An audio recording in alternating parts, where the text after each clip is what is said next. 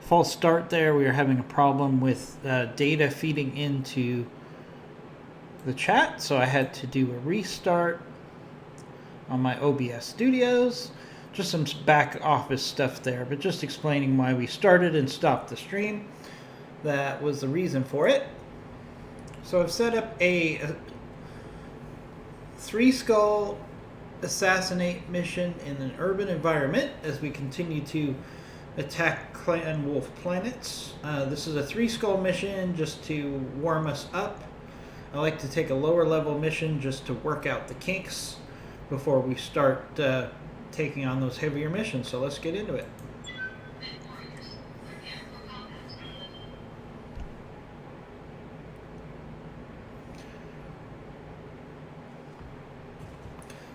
Hope everyone is staying healthy out there.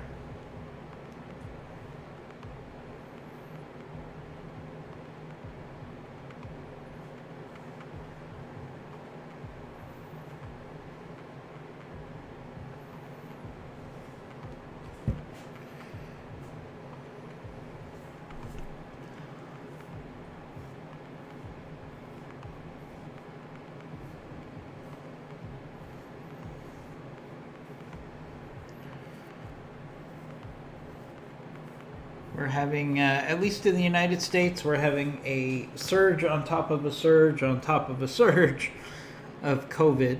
And that was kind of anticipated given the Thanksgiving holiday, which had a lot of people spending the holiday with extended families despite recommended guidelines. So we are where we are here in the United States. Good thing is things are rounding the corner, and I'm not saying that in a political statement. I'm just saying that by rounding the corner, I mean we're in a really bad spot here, and it's probably going to get worse before it gets better. But with vaccines on the horizon, I think the next 3 months are going to be pretty tough for us in the United States due to COVID. But hopefully after the next 3 months, everybody will start getting the vaccines and things will start to calm down. So that's my hope. So I hope everybody is staying healthy and safe. Now in the United States is the time for you to really buckle down and accept the fact that you need to quarantine.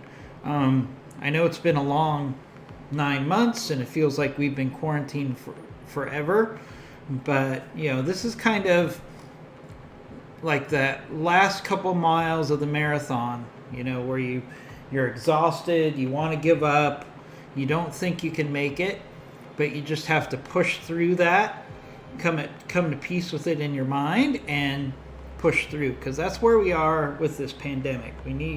We're kind of at the end of the marathon. Now is the time that you really need to dig deep and just focus in on what you need to do to stay safe. So, all that aside, let's make the clan suffer for their attacks on the inner sphere. I think that's a good way to distract us this morning. So we're in the city environment. I would argue the clan has some significant advantages and disadvantages in the urban environment. So we're going to have to make sure that we maximize our use of the environment and minimize the benefits that the enemy will have here. So we have to destroy the wolf terrorists, which is here, and their supporting enemy forces, which is there. I usually like to move to engage the supporting enemy forces first, because let's get down to the terrorist, quote-unquote terrorist, which is just a soldier that's been mislabeled, is usually the best salvage. So we brought our Matar, which is a 110-ton mech. I'm bringing our Command Atlas, which not only has a lot of firepower, but also has a command center, which gives significant buffs to the rest of our Lance. We also have our brand new Timberwolf, which I've also brought to this battle. Moving, Commander. We have our Night Gear for missile support. Coordinates received. We have a Marauder for fire support. We have our Huntsman On the move. and our Nova for flanking and locating the enemy. I want to thank everybody who's joining the stream this morning. Good early turnout. I'd love to see everybody get involved with the chat room. We like to make this an interactive experience and remind everybody that we do have a giveaway. So if you give us a follow at twitch.tv Commando Gaming 1, you will be entered into our Funko Pop giveaway. Each and every month we give away at least one Funko Pop, sometimes more, depending on how things go for the month, because we like to give back to our audience. So the more activity we have, the more subscribers we have, for example, sometimes we'll bump up how many Funko Pops we give away. On the way, nice and slow.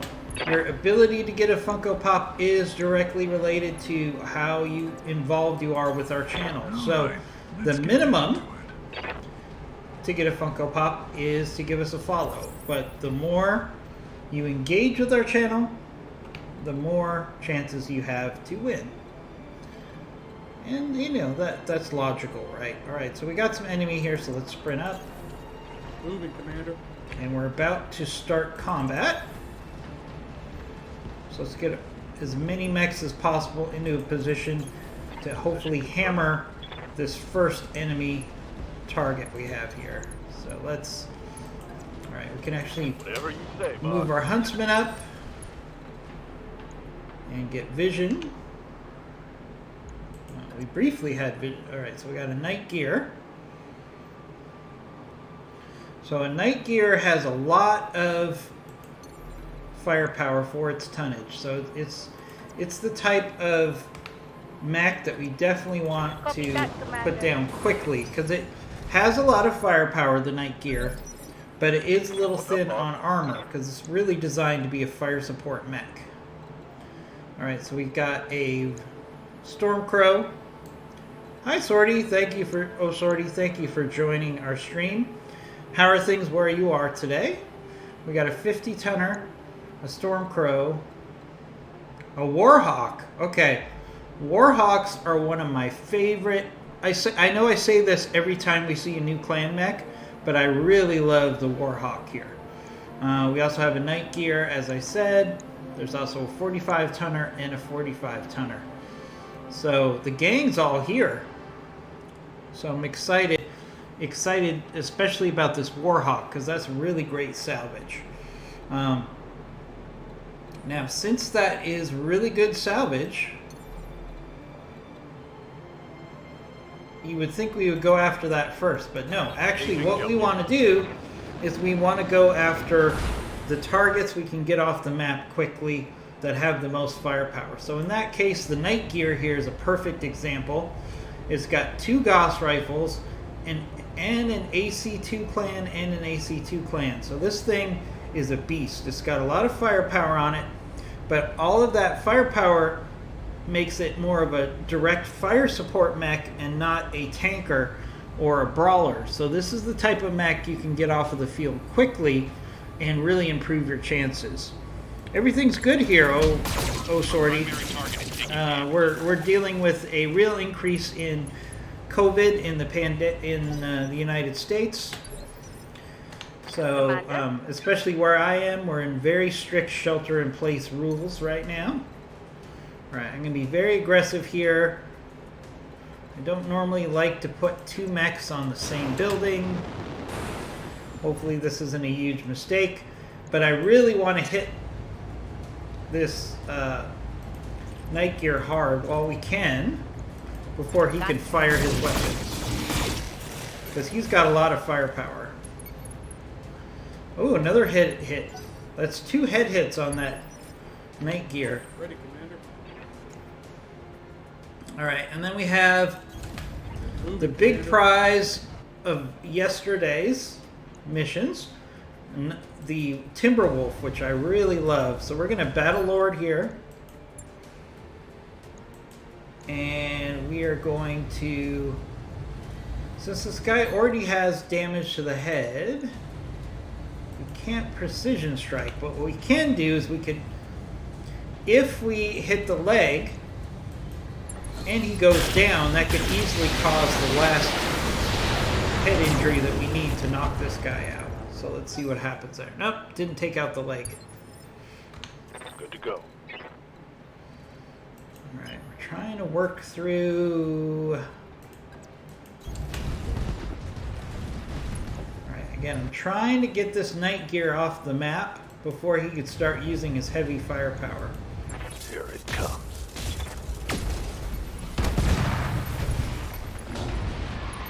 Hard hits there on the enemy. Well, Shorty, how are things with COVID where you are? Are they are things increasing there? Are they stabilizing? You know, that's the big elephant in the room right now, at least where I am. All right, let's see if we can finish off this Night Gear before it can fire off those fuel gauges. That's a lot of firepower in a 75-ton mag.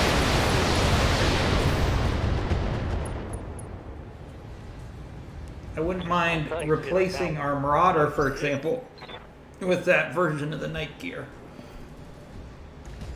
It's a very good sniper mech, as we're probably going to find out right now. Although at least we took out one of its Gauss rifles, so that's good.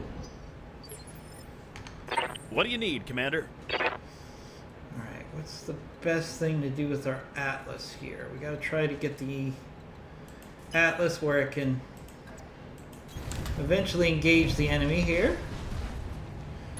As you know, Atlases are slow. Alright, we can at least fire some ATMs here. So we got a Night Gear, Huntsman, Stormcrow. Alright, let's see if we could maybe finish off this Night Gear here. Taking the shot, Commander.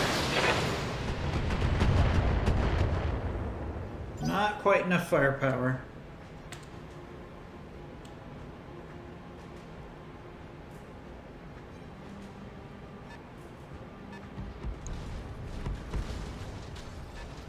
Alright, we got an Ice Ferret.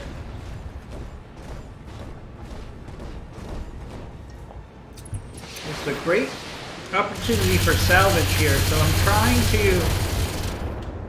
I'm going to try to move around so we can save the Warhawk for last, because it's arguably the most powerful, best salvage on this map right now.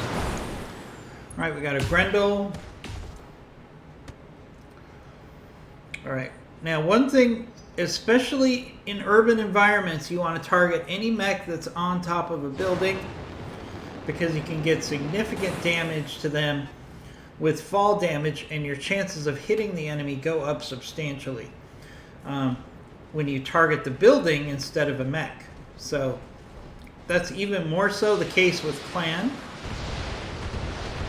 We want to definitely do as much damage as we can through using the environment in creating fall damage, because that increases our salvage.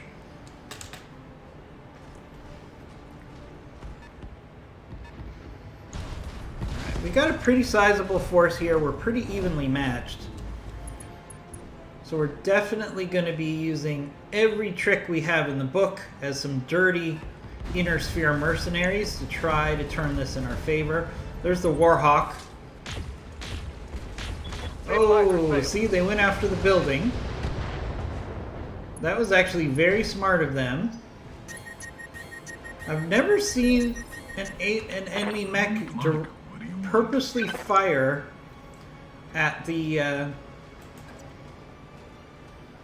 at a building like that before. Alright, let's get down to it. Alright, but that gives us a real opportunity here, because that Warhawk overheated itself, which means we could get headshots at this Warhawk right now with a really high hit percent chance. If we can get a headshot here, then we can have ourselves a Warhawk potentially. There we go. Lethal damage, Legally obligated to 5 salvageable parts of a Warhawk, Our target is making a break for it. which is one of my favorite mechs. Right, so the target's making a break for it. Where's the target? Oh, the night gear is our target. Okay. That actually makes things pretty easy for us. Because that night gear is on its last legs. Hightailing it. Let's see if we can finish off this night gear now. There's not left. Now, why the Warhawk would be the primary target, because it's the much more powerful mech, I have no idea.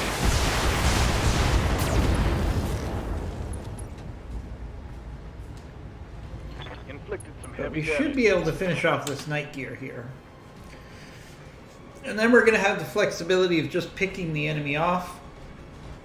But the fact that the most powerful enemy mech got taken off the field with a headshot makes this mission much, much easier.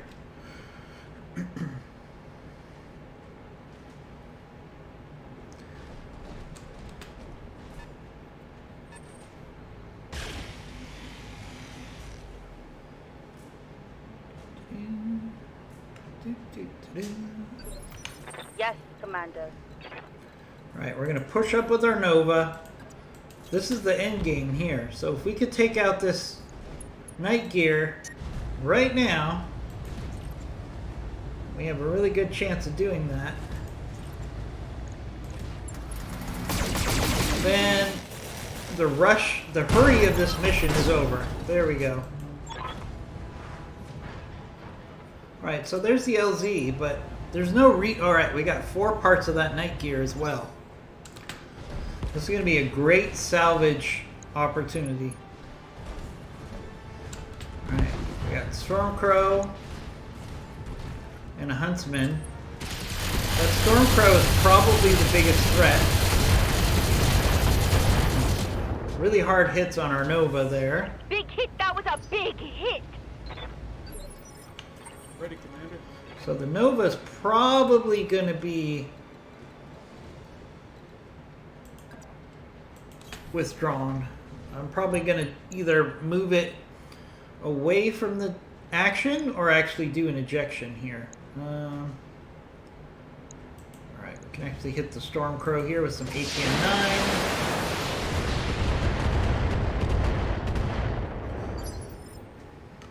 What do you need? Okay, let's push up with the Marauder. Confirmed.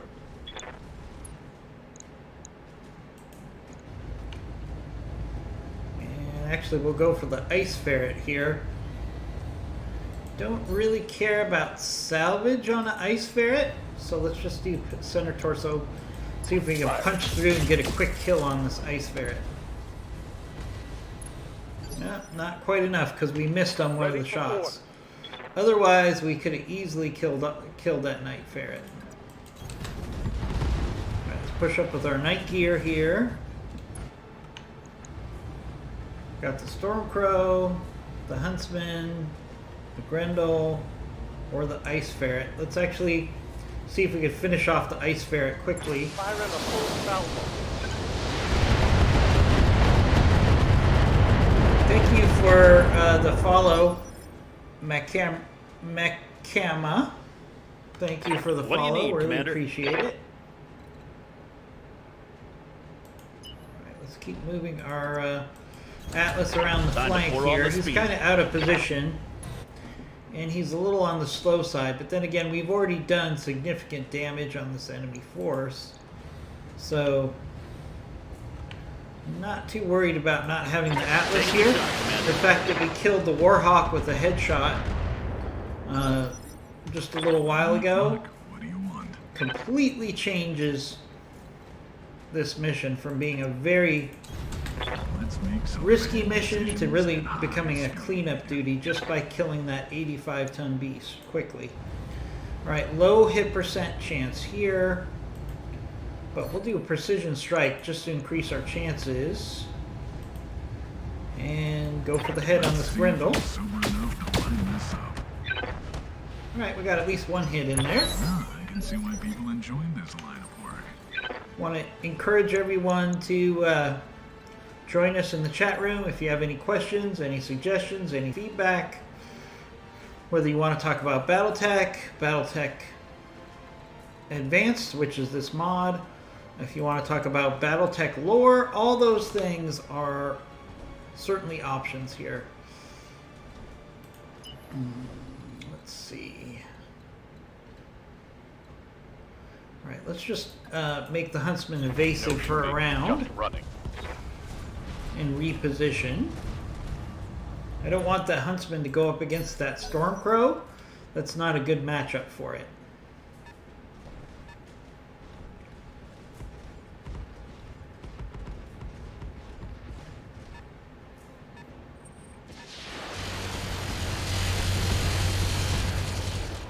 And our Nova is beat up, so we definitely want to figure out. Reading you.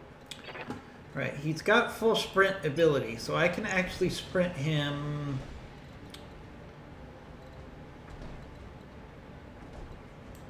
Here, keep him evasive. I'm trying to get the Nova out of the worst of this fight and maybe get him towards the evac zone. Don't even care if he succeeds in hitting a target here. This is just him shooting while he runs through the area. And I think he missed on every single shot there. That takes some skill. That's a myth. Dracula's Valkyrie, thank you for the follow. Really appreciate that.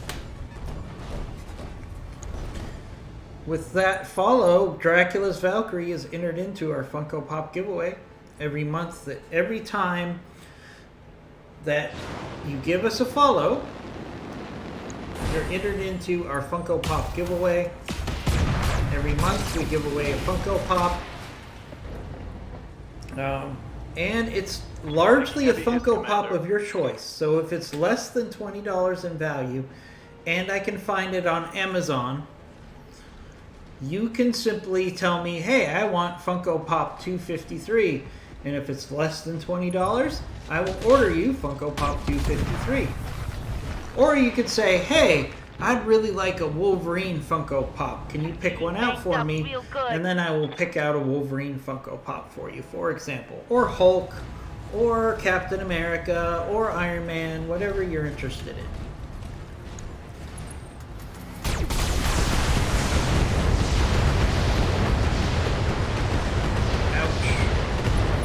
Ouch. Our Nova is really getting beat up here. My neck is coming apart around me. Might really have to consider ejecting him. I would hate to do that at this point. Alright, let's push up with the Timberwolf. Alright, so we got some good targets here. But the best target is actually this Grendel, who's on top of this building. So all we have to do is hit it with two large lasers. Down goes the building, and then we get fall damage on the enemy mech. Building trap. Waiting for orders. So that's a good example of how you can use the environment Move into position. to your advantage, especially on urban maps.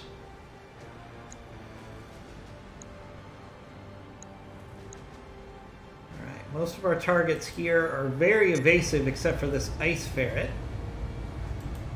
So what do you say we get rid of this ice ferret here? Don't really care about salvage on the ice ferret, so we'll just go center torso. That really should have killed that ice ferret. Not sure what happened there. Alright, we got our night gear here. On the move. We want to keep the night gear out of the direct fighting because it's a missile boat. We can hit the Stormcrow, the Grendel, the ice ferret, Huntsman. Do some multi-target here. So we're gonna hit the Stormcrow. Then we're gonna hit the ice ferret. Let's see, the storm crow will hit with 3/4 of the fire, and we'll actually use some swarm because there's other targets in the area, and then we'll send the rest after the Grendel. Or sorry, the ice ferret. So we're doing some area damage here. Not the most useful missile in an urban environment. Much more of this. We'll do some follow the leader on the ice ferret, just trying to finish it off. No, it didn't work. What do you need, Commander? Sometimes splitting your fire is not the best solution. Sometimes splitting your fire doesn't work out, but all right, we got a direct fire opportunity here on this Grendel. Our hit percent chances are lousy, but we got plenty of ammo at this point. So let's do Warlord, actually Battle Lord, to increase our chances slightly. And let's just see if we get lucky and hit this Grendel here. All right, we did blow up a transformer and a building. Definitely a war crime or two there. Alright, let's move up our big gun. Alright, let's get This is our Matar. It's a 110-ton sniper, if you can believe that.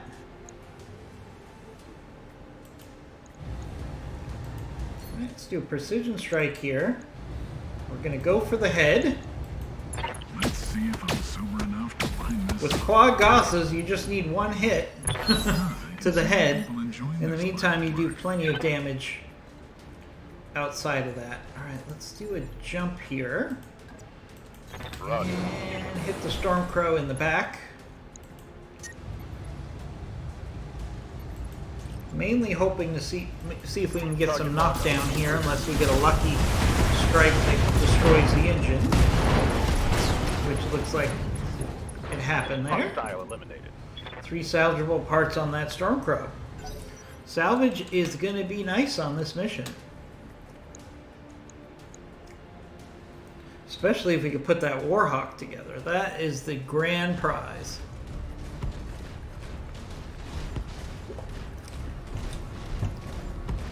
I want to encourage everyone to say hello in the chat room if you have any questions. Feedback. You want to talk about Battletech lore? Light damage. Oh, knockdown on our huntsman. Ouch.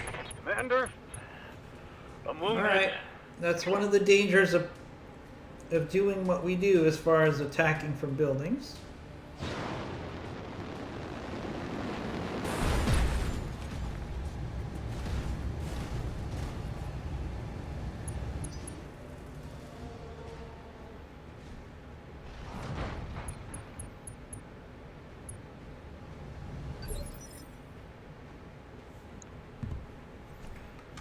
I'm here.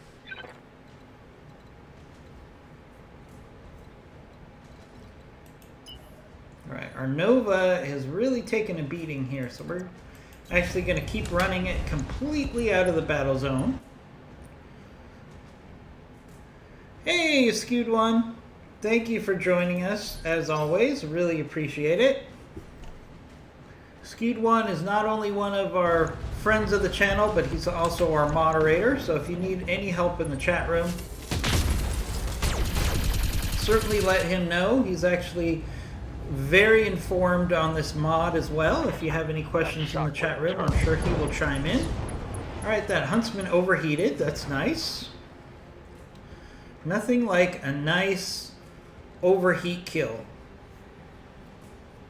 So, Skewed One, I was in the chat room on Discord for BTA, which you can find. There is a very robust Discord channel for Battletech Advanced.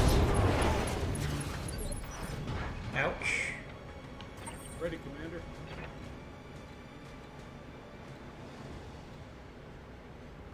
Aye, aye.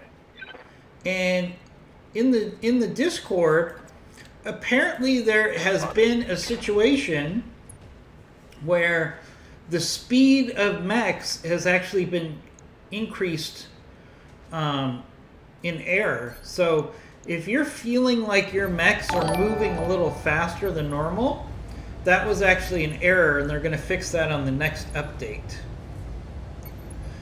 Going to be a pretty short visit today from Skewed One. He's a bit bushed. Understood, Skewed One. We want to thank you and everybody else who's helping to keep us safe on the front lines of COVID. I actually did notice, Skewed One, that my mechs are moving a little faster. It's mainly assaults that are moving faster than they should. So, for example, when I move my assaults, I'll show you. They're actually moving a little faster. You're always jamming the biggest engines you can. Yeah, I do that as well, but your speed is actually up by a factor of 1 more than it should right now. So that's something that they're going to fix probably in the next update. Bravo. So it was hard for me to notice at first as well, because I'm adding a lot of clan mechs right now as I tear through Clan Wolf, and they're naturally faster than their inner sphere partners.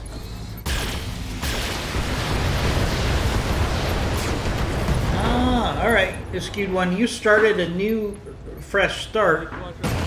I'll be doing that with the next update, which I think is going to be in the next couple days. I'll also be doing a fresh start. I'm waiting until we have the new update, because that's going to be a pretty significant change Piece of cake. in the mod.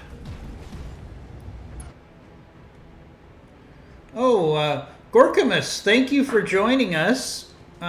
Really appreciate you joining us on the stream. Haven't seen you in a while. So Gorkamus, let's just pause and take Gorkamus's question. He's feeling a little bit overwhelmed with the amount of options versus vanilla.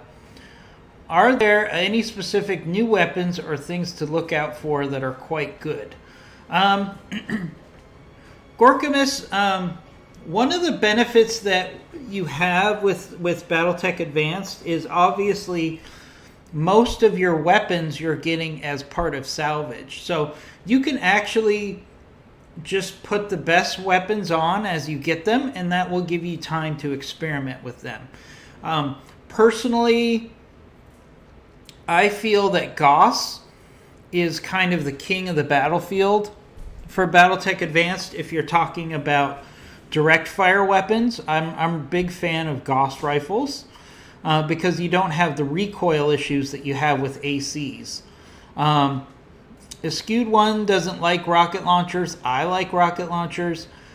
Cannons are pretty much useless because they're one-shot weapons, so I don't use those. Plasma rifles are also a lot of fun. So, Gorkamus, it's really about you experimenting about what works for you. Some people really like ACs. I'm not a big fan of ACs because Battletech Advanced has a pretty serious recoil effect with your AC weapons. So unless you alternate them and give them a round off, you're going to start to find that your aim gets worse and worse in the course of a battle. So you don't really have that penalty with Gauss rifles, which is why I prefer Gauss rifles. I also like the long range potential that you have with Gauss rifles. So they're probably my favorite weapon. And Gauss rifles are readily available here versus in vanilla, where it's almost impossible to get Gauss rifles. So if I have a choice between a Gauss rifle and an AC, I will generally take the Gauss rifle, unless it's something like an Ultra Cannon AC-20, where you can shoot the AC-20 twice for a great kill shot. That's where you might do something differently. So really, it's all about experimenting about what you like better. I can see why people enjoy There we this go. line of There work. goes the last of the enemy force, I think. Mission successful. And, as you explore, you'll actually be picking up new weapon systems and you'll have the opportunity to try them out. One thing to keep in mind that is important with BattleTech Advanced is, as you can see right here on the screen, you actually get charged for ammo. So anytime you use a weapon that has ammo, it's going to be a small cost to use that weapon, whereas laser weapons do not have ammo unless you're talking about chemical lasers. So, it's a really good example of how, if you're in between lasers and a weapon that uses ammo and they cause the same damage, then I would tend to go towards the lasers. I love sniper artillery. So sniper artillery is one of my favorites. I'm actually in the process of developing a double sniper rifle Mackie right now. It's currently being built in the mech bay. The best use of sniper artillery, in my opinion, is to use it to distribute inferno rounds, which can actually cause multiple enemy mechs to die through suicide from overheating, and it also is a great way to cause area damage to a number of mechs at the same time. So I really like sniper artillery. If you use it with inferno ammo, that is really one of the magic weapons of this game. Especially when you're fighting enemies that might be more dangerous than yourself. A good hit with Inferno artillery can really change the battlefield in your favor. Skewed One, do you have any more thoughts on weapons that would be helpful to our new friend? And thank you for joining our stream and giving us a follow, hopefully. So, big news here is we actually headshot a Warhawk. So we're going to get all those sweet Warhawk parts. Where are they? Where's the Warhawk? Here it is. Warhawk is one of my favorite mechs by far. So we're going to take all those Warhawk parts. We just got ourselves a brand new Warhawk. Let's see. We also have the ability to put together a Stormcrow. So let's do that. And then we have one more part available. Part or component available. I really like this Night Gear B. Actually, I'm going to take the Stormcrow off. And I'm going to take 2 Night Gear B parts. If I can. Come on. Stormcrow part off. Because the Night Gear B is actually a really solid fire support mech. So we're going to take 2 Night Gear parts and the rest of the parts for a Warhawk. Gorkamus, you're very early in the game and you haven't built a melee bot yet. My heaviest mech is a Sentinel. Okay. Well, I mean, Gorkus, the thing about this game is the early part of the game kind of trains you to use the light mechs, which you want to use throughout the game. Unlike vanilla BattleTech, where bigger is better, that's not always the case with BattleTech Advanced. Every level of tonnage can be used throughout your whole career. So you really don't have to worry about the fact that you don't get heavy mechs if you use your light mechs correctly. Eventually you will get heavy mechs. It's just a matter of time. So let's look at our salvage here. 82 million. 82 million in salvage. Huntsman, Ice Ferret, Ice Ferret, Night Gear, Night Gear, Night Gear. So we got 3 Night Gear Bs. Stormcrow, Stormcrow. So we can build a Stormcrow. Warhawk Prime. So we can build a Warhawk. We really hit the mother lode with this mission. With all this sweet salvage. Look at that. Not bad for only getting a little damage to one of our Novas.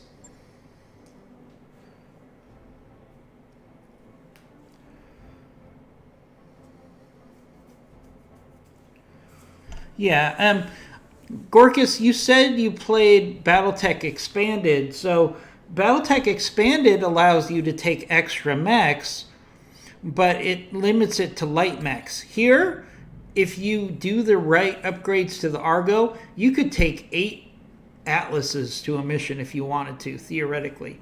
I've never done that, but you certainly can. All right, we got some really good salvage on this mission. So I'm really excited about it. All right, looks like Darius wants us to go to the barracks. Let's see. Commander? All right, so we can move up floppy. Mech warrior training. Most of my pilots, as you can see, are already level 10. So I'm here. we'll dish out a couple quick upgrades here to my lower level pilots. Training complete. So normally I try to rotate in some lower level I'm pilots receiving you. in with my higher level pilots, but when I'm fighting the I'm here. clan, which is what I'm Yeah. doing right now, I usually don't mess around with that because you want to take your most powerful pilots when you're fighting the clan. All right, let's go to the mech bay. We've got some stuff to do here. I'm excited. All right, first our Marauder. We'll repair the Marauder, although the Marauder might be about to go off to pasture. Let's refit my Nova. Took a bit of a pounding here, but actually everything is repairable, so we really lucked out there. All right, so there goes our repairs. Oh, our Huntsman as well. Refit. Huntsman took some hard hits here, so let's see. All right, we lost a double heat sink. Double heat sink. Actually, let's put those in the center torso. Small laser, clan active probe. Okay. See what we can replace this stuff with. We don't have any clan probes here. We'll do the Bloodhound probe. Don't usually put them on the arm, but that's where I have the room. Alright, we lost our Ultra Cannon. That's okay. I wasn't a big fan of the Ultra Cannon on this thing anyways. So let's take a fresh look at our weapons on this baby here. Alright, this is actually a good test bed for medium lasers. So let's put on as many medium lasers as we can.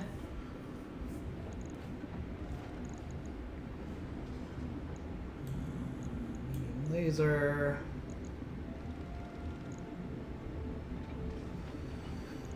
And means we probably need another double heat sink here, so let's do that. Gorkus, you almost have a Firestarter S1 built. You're excited about that.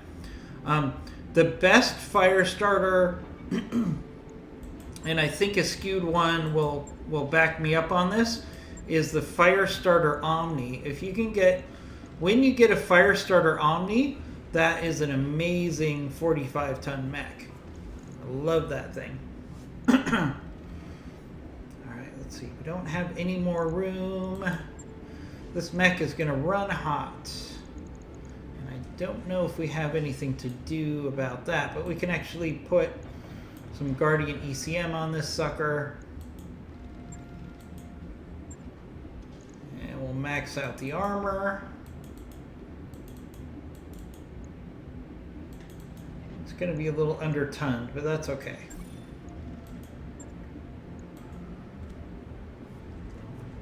Right. I'll get it in the schedule. So Gorka's really excited to have someone who's really interested in Battletech Advanced. We actually stream Battletech Advanced every morning, 9 a.m. Eastern Time. So please join us. We'd love to have you on a regular basis. We can give you a sneak peek. I'm actually going to be probably doing a fresh start to my gameplay probably this week when we get an update. So stay tuned for that. Right now I'm just having some fun by attacking the clan. And we got a beautiful Warhawk. Speaking about fun. That mech is ready to fight. Alright, so the Warhawk Prime was introduced by Clan Smoke Jaguar in 2099 in preparation for the clan invasion. It's fast for its size, 60 kilometers per hour, armed with an impressive arsenal, quad ERPPCs, and an LRM-10, all linked to a fire computer system for maximum efficiency. Alright, so we have that to put together. I think we also have a Stormcrow to put together, which is a very solid medium clan mech.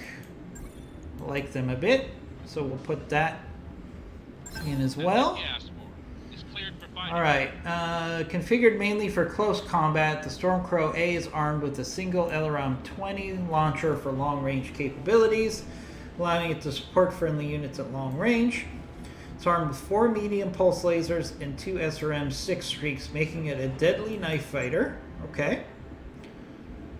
And do we have anything else that we put together? Nope, that's it. Hey, I'm happy to put together 2 clan mechs after 1 mission. So this Warhawk, you look at the firepower, it's truly impressive for an 85-ton mech. So we've got quad ERPPCs. I'm not too crazy about this LRM-10. I think we're going to take this LRM-10 off. I'd like to give it more punch at short range because it already has 4 ERPPCs. So do we really need more firepower here? Probably not. So let's look at the missiles and see what we can put on this sucker. Alright. Let's see. Let's put on an ATM-6 along with a ton of ATM ammo. Let's see. Plus, we'll go with heat ammo. I wish we could put this ammo in the leg. That doesn't help me. Alright, so we're going to have to be very careful unless I have some clan case, which I don't believe I have.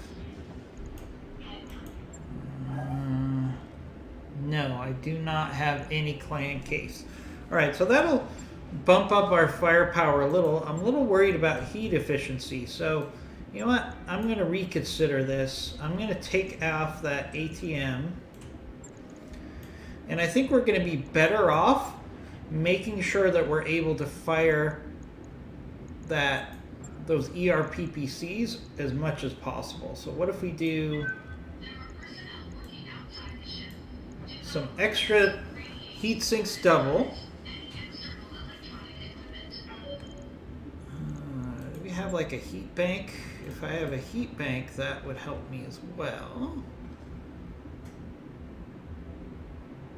Don't think I have a heat bank available. No heat bank. Alright, so we're just going to put in more double heat sinks. Except I don't... Oh, I do have a heat bank. So if I put the heat bank in the center torso, that'll help us a little. Along with a clan double heat sink. And...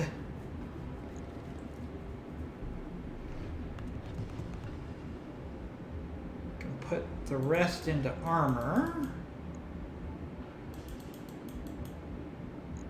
Just to max out our armor a little bit. We're already close to the max armor anyways. Okay. ERPPCs. Oh, we can put on one support weapon. Let's actually put on a light tag.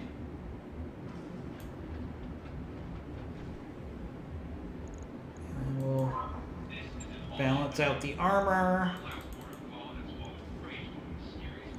One thing I don't like is the fact that when you hit max armor, it used to work perfectly, and now it's a little flawed with how it distributes the armor.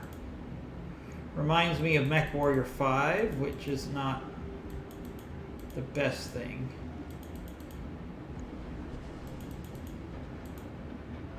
Right. Be back in chat in just a minute. I'm just finishing up these modifications.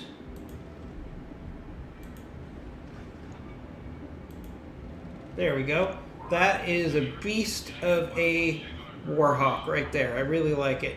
You lose a little bit of the firepower, but we're going to be able to shoot those quad PPCs much more often.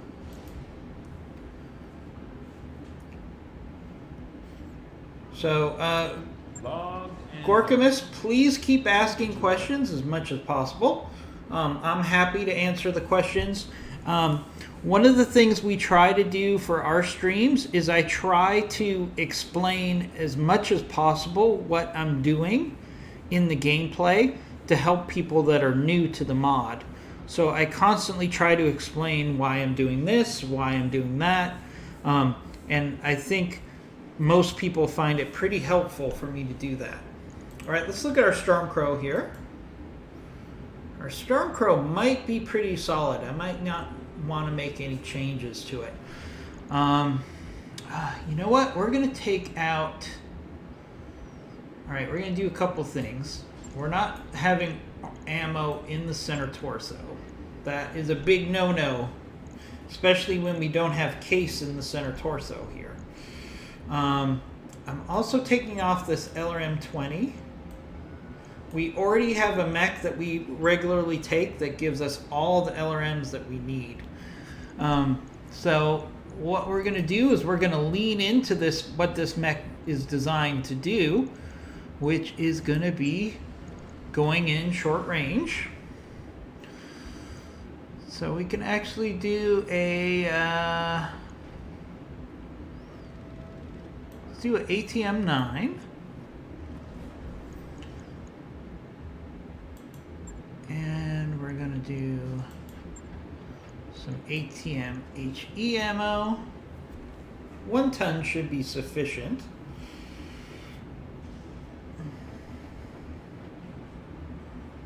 And I think that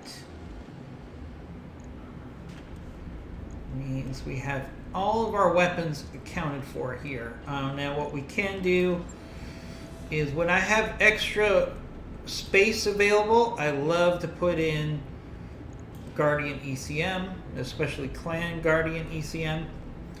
And there we go. So that Stormcrow is going to be a beast at short range and medium range. On it. I'll let you know when that's done. Right, so let's manage our tasks here. Mackie, Huntsman, Warhawk goes to the top of the list because that is my favorite. Huntsman, Stormcrow also goes to the top of the list. That's a lot of firepower for a 55-ton mech. And let's put the Huntsman on the bottom of the list, to be honest with you.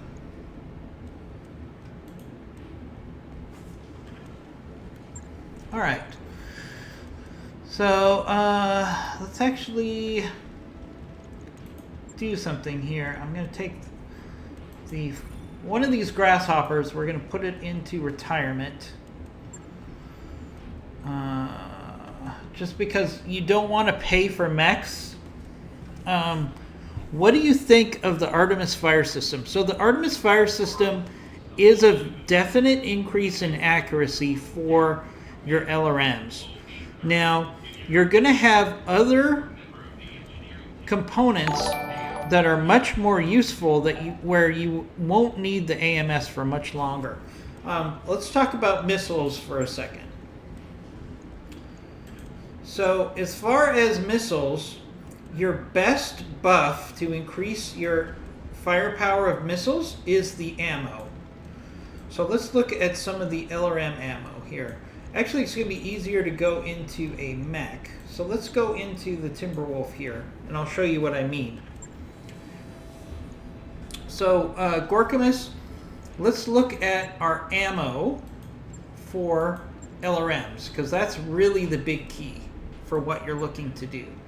All right, so one of the benefits of any of the mods is you can change the ammo that you use, okay? So we have the basic LRM ammo. It does basically two bits of damage per hit, okay? It's not a world beater. It's a solid damage for the tonnage. It's not bad. Then we have LRM extended range, where you give up 30% of your damage to increase your range by 90 meters. Not really worth the trade-off, in my opinion. Then we have LRM Artemis, which increases direct fire accuracy. So you increase direct fire by +3 and accuracy of indirect by +1. So Artemis is definitely an upgrade over basic LRMs. Okay, so one of my favorite missile ammo is Follow the Leader. So Follow the Leader warheads, basically if your first missile hits, every single missile is going to hit. So it's all about the first missile. And that's the first missile per weapon. So if you shoot multiple LRM-20s, each LRM-20 has a first missile that needs to hit the target for everything to hit the target. So it's not like if you shoot LRM-80 and they're from multiple launchers, you're going to miss all 80 shots. It doesn't work that way. But I really like Follow the Leader because you can then drop the Artemis and then you have a really high % chance that all of your missiles are going to hit on target. Then we have Swarm, which increases the damage but reduces the accuracy. But if you have multiple mechs that are in the same area, Swarm will attack all of the mechs in that area for a higher damage but a lower accuracy. So that the Swarm really works well if you're targeting a group of mechs instead of just an individual mech. Then we have Thunder, which drops your minefields, which is very effective if you want to use your LRM strategically to impact the battlefield. So those are the types of LRM ammo. So Artemis is definitely good. The challenge is you're giving up a ton of pod space for that accuracy buff. So once I get Follow the Leader or Swarm ammo, I tend to drop the Artemis and then I rely on the ammunition to give me the increased accuracy or damage. So that's just how I play LRMs. Hopefully you find that information useful. All right, we've been away from the battle too long, so let's jump in. All right, we're going to actually take a day to let my Warhawk and my Stormcrow get completed, and we might as well complete our Nova as well. Cool, so there's also Apollo. So Apollo works for MRMs only. So Apollo is what you use to increase the accuracy of MRMs. If you add Apollo plus MRMs, you get a lot of damage at short range. So MRMs are actually one of my favorite missiles as well. If you had give me a choice between LRMs and MRMs on a mech that's going to be fighting at close range, I'll choose MRMs every day. All right, let's find us a mission here. All right, we got a bug hunt. we got a recovery. We've got a destroy base. Let's do a defend base mission. The defend base missions are usually great for getting salvage, so let's do that. Alright, so I'm going to actually trade out my Atlas for our new Warhawk. Now, since the Warhawk is an energy build, we're going to take one of our energy pilots and put it into the Warhawk. And we want to have him build an affinity for the Warhawk, because the Warhawk is probably going to be going on every single mission because I love the Warhawk. We also have our Madar, which is 110 tons. It's an assault. That's our headshot master. We're taking our Timberwolf, of course, because I love the Timberwolf. We're taking our Night Gear for fire support. Let's see.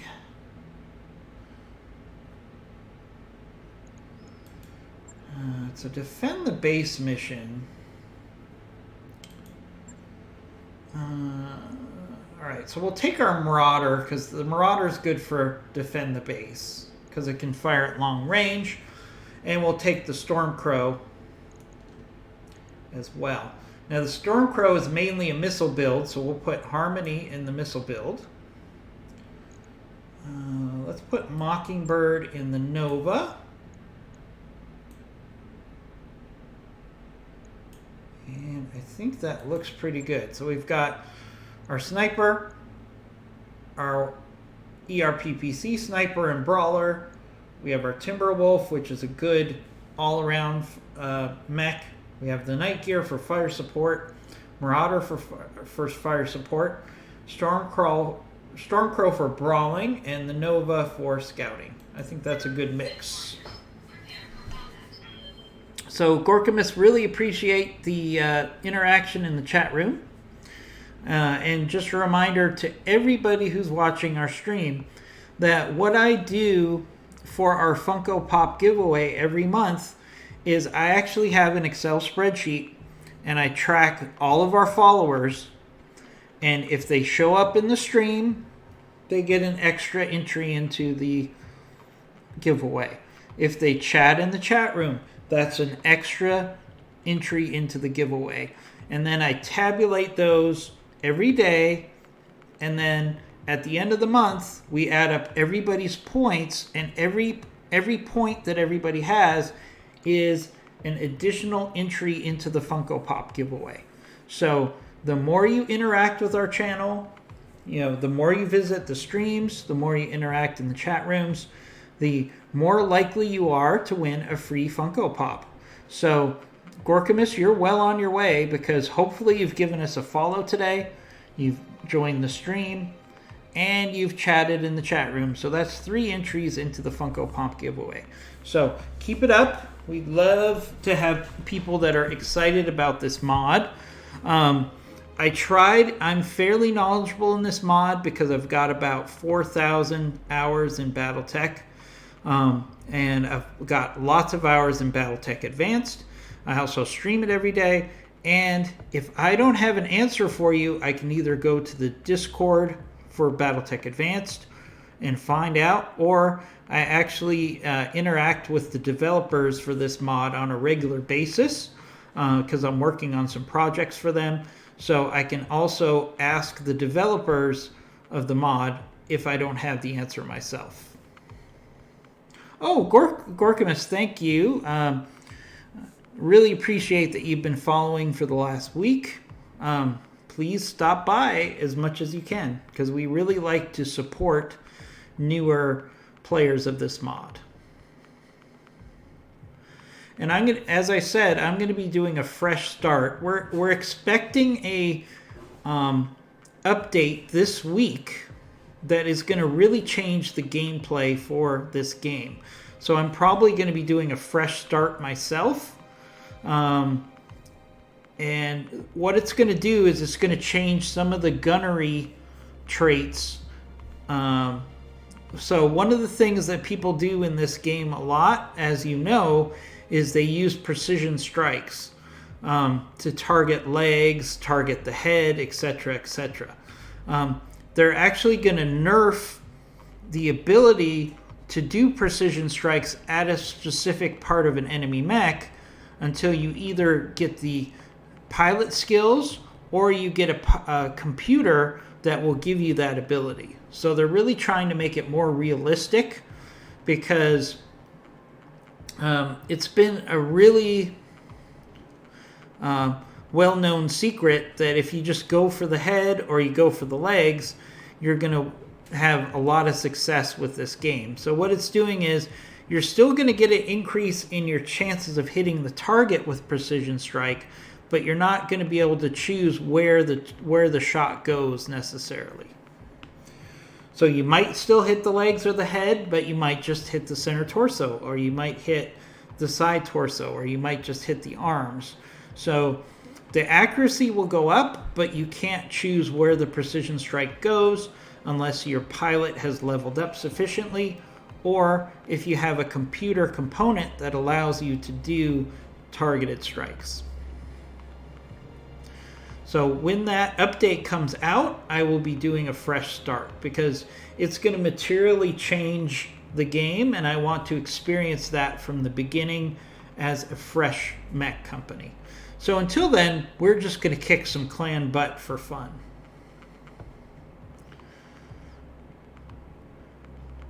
So on that note, while we finish loading up, I want to remind everybody to get involved in the chat room and remind everybody about our Funko Pop giveaway. So please be interactive in the chat room. As much as I love talking to myself, I'd much rather be talking to you guys and answering your questions about that.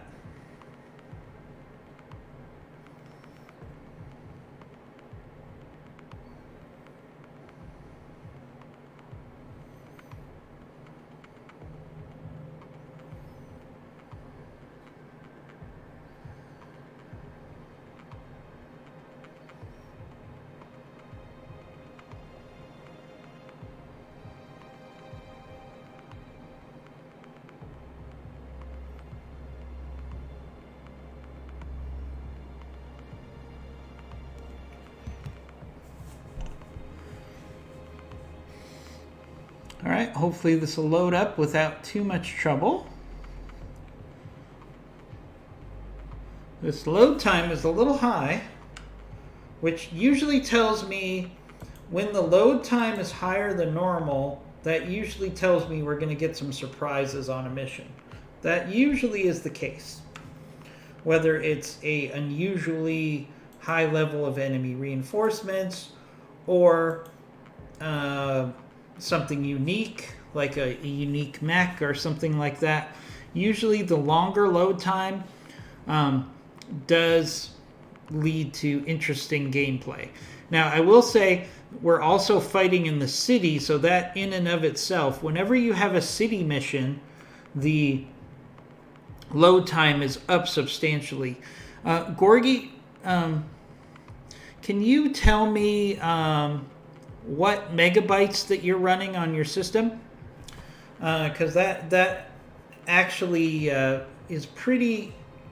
Has a pretty good impact on gameplay. So I'm just curious about that.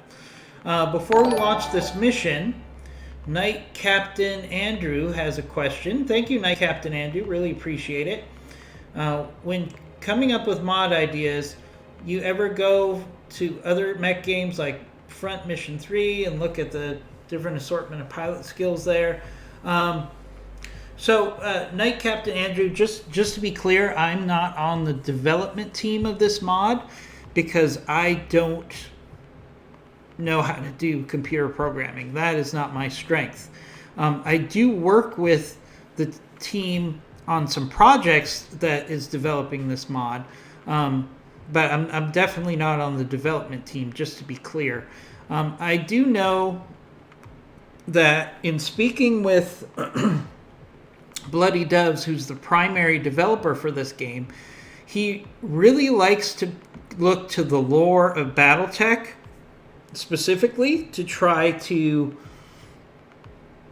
make everything in this mod to be as true to the BattleTech lore as they can. So whereas with Rogue Tech, they kind of throw everything in the kitchen sink against the wall and see what sticks. With BattleTech Advanced, if you see a change to the system, it's to make it more realistic to what is in BattleTech lore. So for example, by them changing how precision strike works, which is going to be in the next update, they're making it much more realistic, because getting a headshot in BattleTech lore is something that only the best of the best pilots could do, and even then it was a very rare thing. So trying to change that to make it more realistic is a good idea.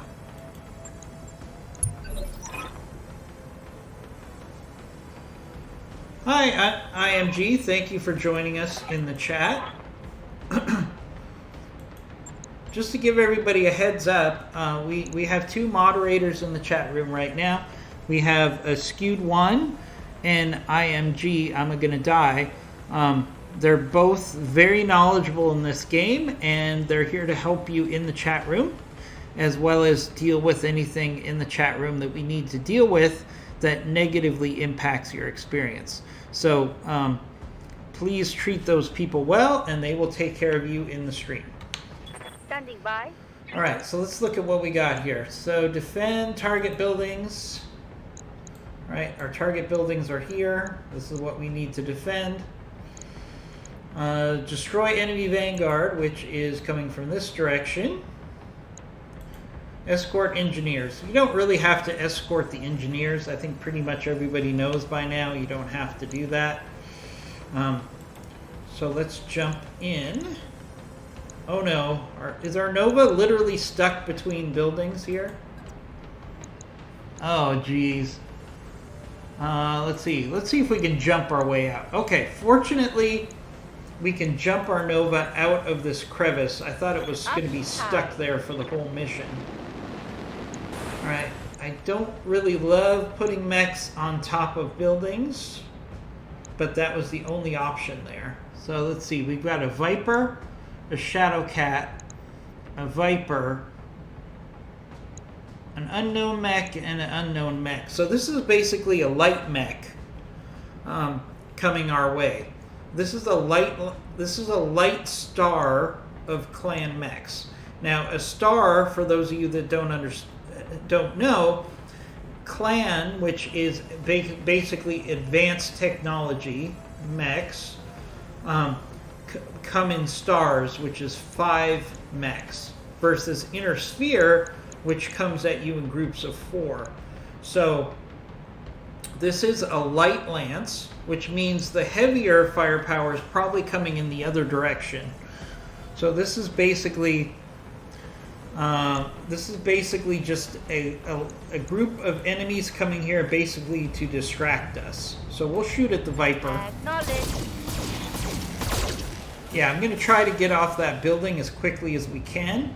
I didn't have a choice because of the fact that the mech was stuck in an alley, and that was the only way to get him out of that alley was to jump him. Otherwise, he would have been stuck there the whole game. Alright, so we're going to see some enemy turns here because they're lighter tonnage, so they go first. They got a sensor lock on me.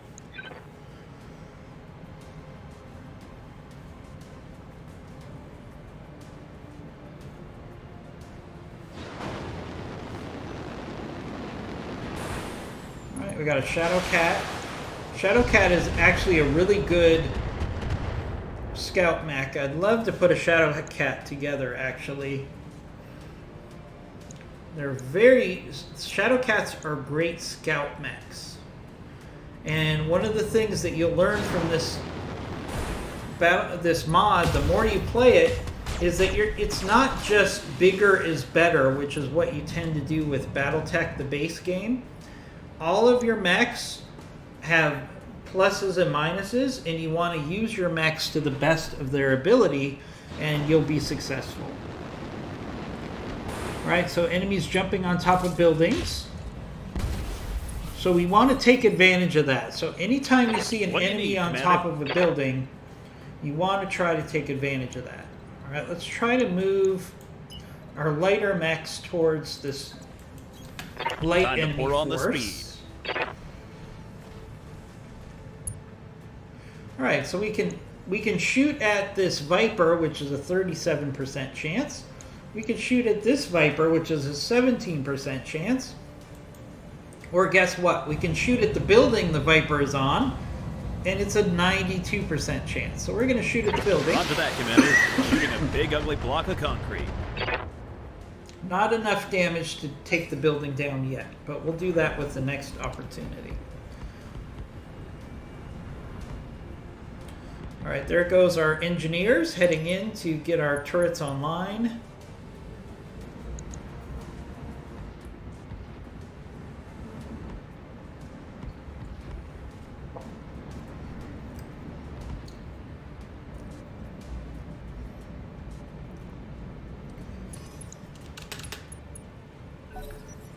All right, so our engineers are getting us some sensor locks as they move, which is very helpful.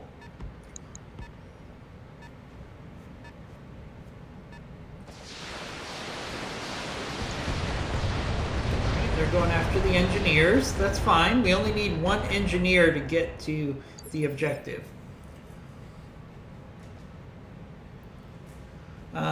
Knight Captain Andrew says the Shadowcat was my main in Mech Warrior Online, Summoner, and other Mech Warrior Universe games. Yeah, the Shadowcat is a very effective light scout. Firestarter and Raven are two that I use even more in mid games. Yeah, with this mod, as I said, you're going to use your lighter mechs longer than you did in regular Battletech. Each mech is going to have a specific role in your lances, and you want to take advantage of that. Alright, so again, our hit percentages are lousy here and here, but we can attack, we should be able to attack this building, and we'll do some fall damage against that Viper there. Real simple. If you have an enemy on top of a building, you find a way to squish that building and do fall damage. Not only does it do damage to the enemy, but it helps take out their legs, which is one of the best ways to get salvage in this game.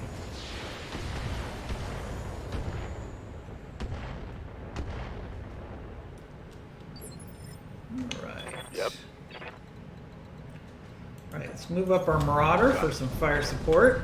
We don't want to move our mechs too far from our base here, because the enemy, this is mainly just a distraction force because it's all light mechs.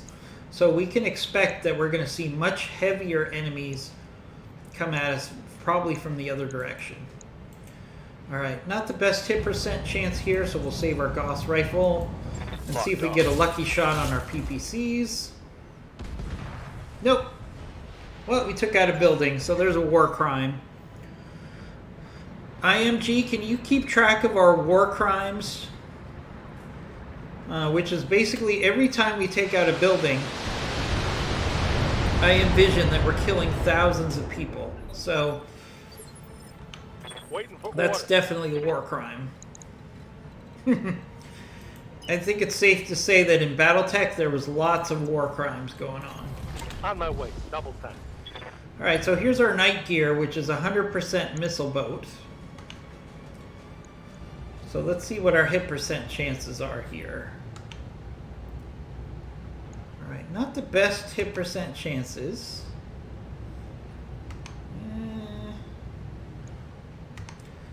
Alright, so we'll just go ahead and use Swarm, and hopefully we'll do some damage to the other targets as well.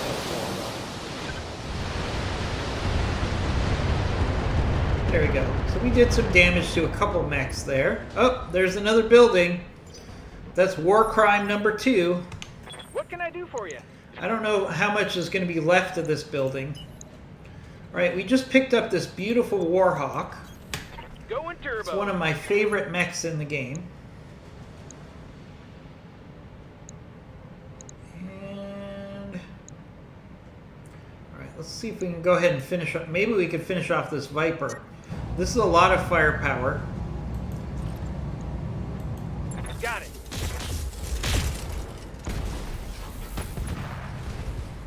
Oh, there goes another building. That's war crime number 3.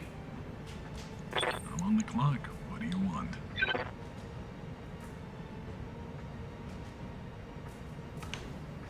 Alright, so next up we have our beautiful 110-ton Madar, which we have a quad Gauss rifle on, just because it's fun. So let's just go after this Viper. I know the hit percent chances are low, but let's go ahead and let her rip on this with four Gausses. This up. All right, there goes another building. Well, who needed salvage anyway? Oh boy, there's another war crime. We are going to be hunted down Commander? by the Inner Sphere for our war crimes, except of course for the fact that we're fighting those evil clanners. So I don't think war crimes apply against clanners. All right, see how I got that Nova off the building as quickly as possible? Because we definitely don't want to do that. One thing I don't understand is why do jump jets cause the same heat when you're jumping down as when you're jumping up on top of a building? To me, it doesn't make any sense. To me, I feel like if you're jumping down from a building, it shouldn't cause as much heat as when you're jumping on top of a building, because gravity is doing most of the work, if I'm not mistaken.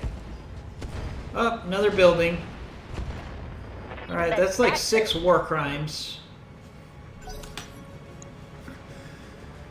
Hopefully everybody, all of the civilians got out of those buildings, or I'd be feeling guilty.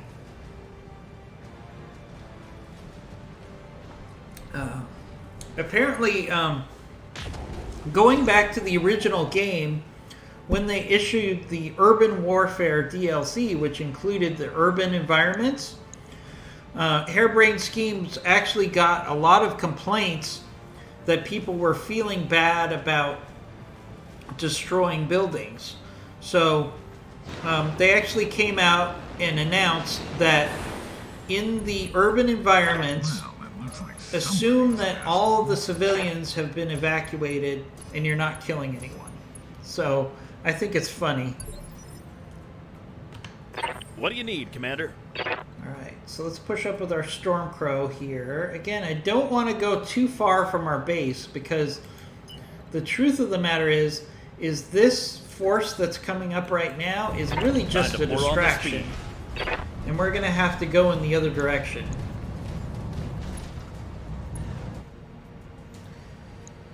So, alright, so we can hit the Shadowhawk. Or, alright, yeah, we're gonna shoot everything into this Viper.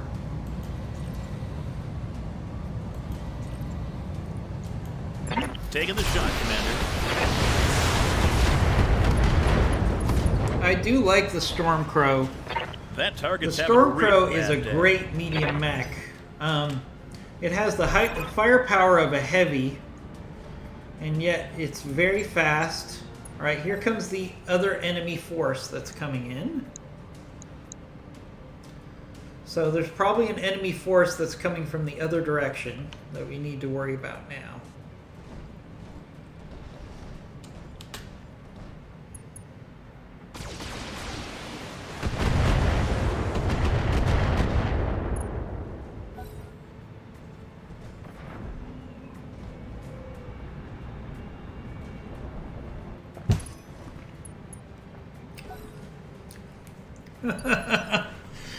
That's true, Knight Captain Andrew. Ready, Commander. That is very true in BattleTech lore. If you read the lore, actually, civilians were always caught in the fire when it came to BattleTech. You could be a civilian just walking down the street, and the next thing you know, it's World War III on your street. So they really didn't worry too much about the impact of civilians Let's do Warlord here. I want to try to get some of these enemies off the map quickly because we surely have another enemy wave coming from another direction.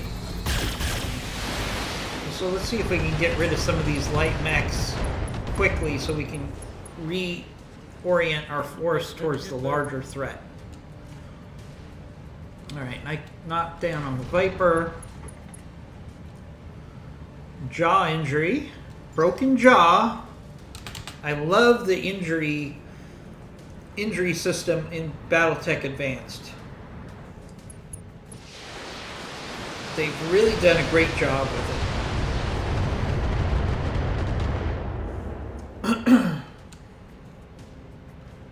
So you're right, Captain Andrew. In BattleTech Advanced or in BattleTech lore, they really didn't care about civilian damage too much for the most part. Now that's on the larger feudal level. The individual mech warriors, if you read the books, those that had honor really did not like the fact that civilians were caught in the crossfire. So, you know, it wasn't a universal fact that they were worried about it, but most of your more honorable pilots definitely wanted to keep the civilians out of the crossfire when they could. Alright, let's see if we can just finish off this Viper. Don't really care about salvage too much on Viper, so let's just kill that. I can see why people enjoy this line of work. Alright, very nice.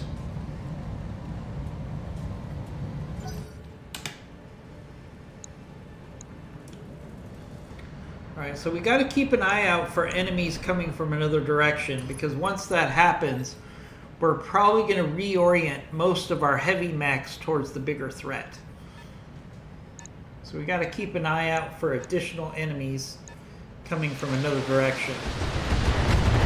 Alright, there goes one of our turrets.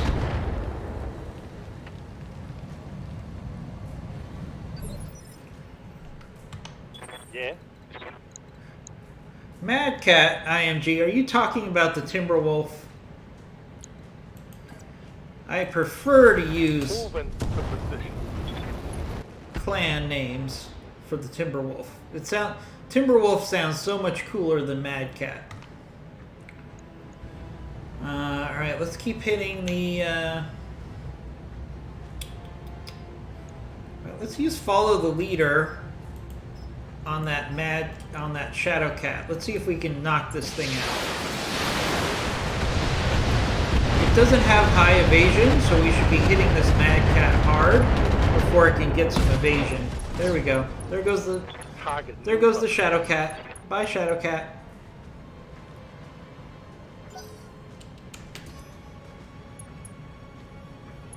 Yeah, Knight Captain Andrew, the Inner Sphere houses definitely had varying thoughts about how they treated.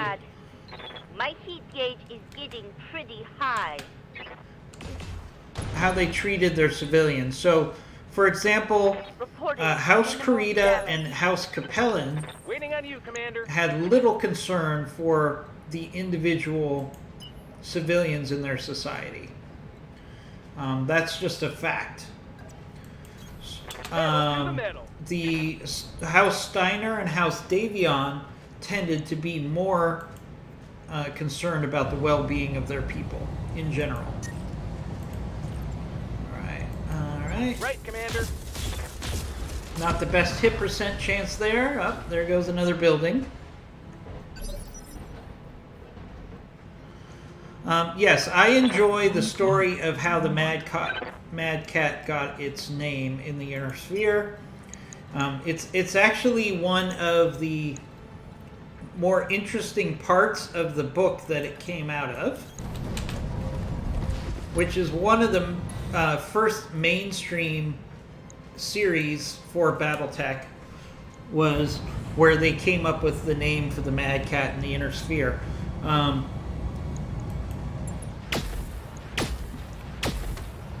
There's that Quad Goss. Love shooting that Quad Goss. Reading you. Alright, alright. Nova. See if he could finish off this Viper here. Oh, the hit percentage is so lousy. So lousy. Alright. Taking the shot. Let's hope for a miracle here. Nope. Oh, we did take out another building. We are really tearing up this downtown part of the... I think the only buildings left in this part of the town will hopefully be the buildings we're defending. Ooh, that Viper did a backstab on our Warhawk. Oh. You know what? If... Oh. And he killed himself. Okay. You know what? You could take a shot at the back of my Warhawk if that means you're going to kill yourself. That's fine with me.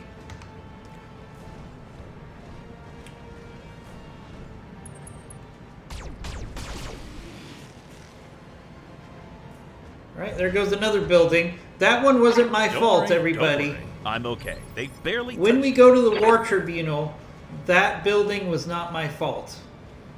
Alright, so we're going to actually pull back a little bit here. Because this enemy force is almost wiped out.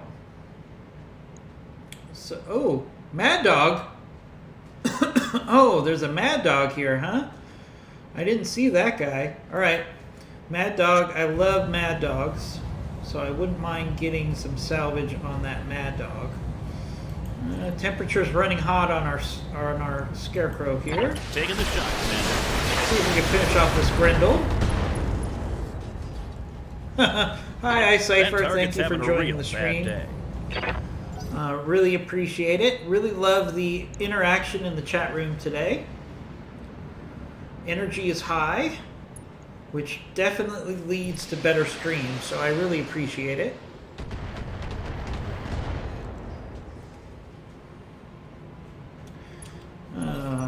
We're definitely doing a lot of collateral damage on this mission.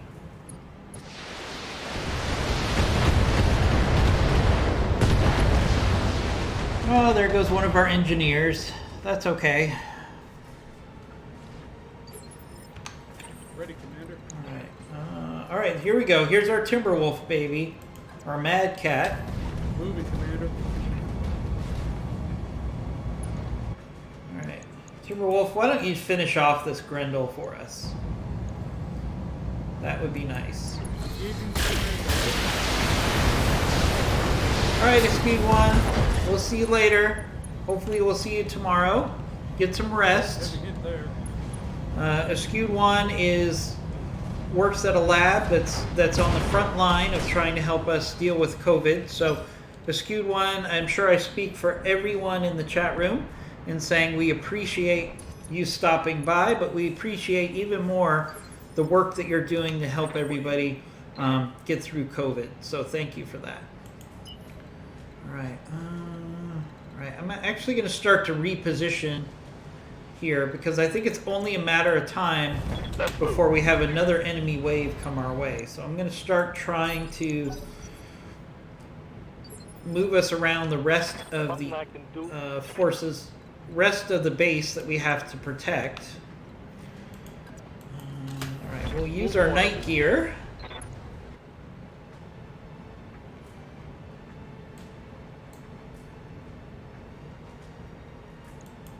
Ooh, alright, great hit percent chances on this Mad Dog, so let's make this Mad Dog pay. Fire in the full spout.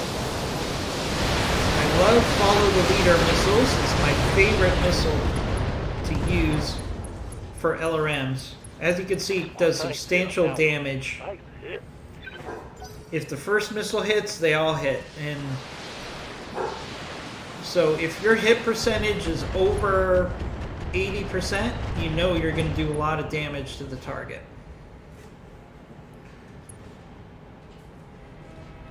Night of Skewed 1, we'll see you tomorrow. Skewed 1 works the night shift at a medical lab. So we really appreciate him stopping in before he goes to bed. Commander?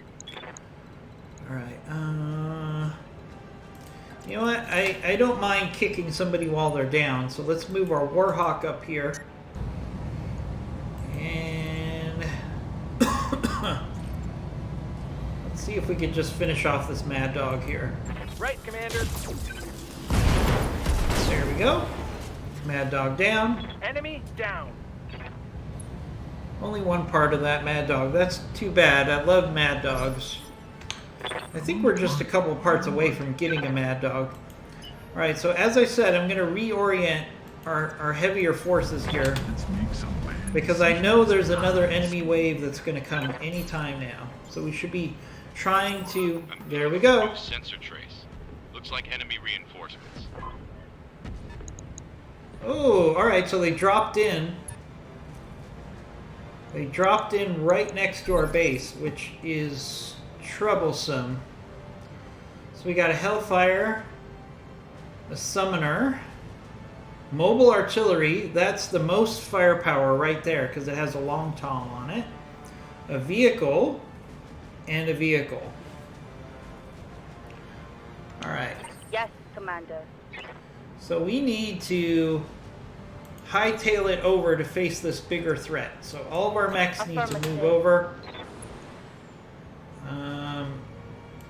And we want to hit this mobile artillery first because this mobile artillery has a long tom in it and that can do some serious damage. So let's hit that mobile artillery first. Almost enough to finish it off. If we can take that artillery out before it fires, we're going to be in a good place. That artillery is nasty.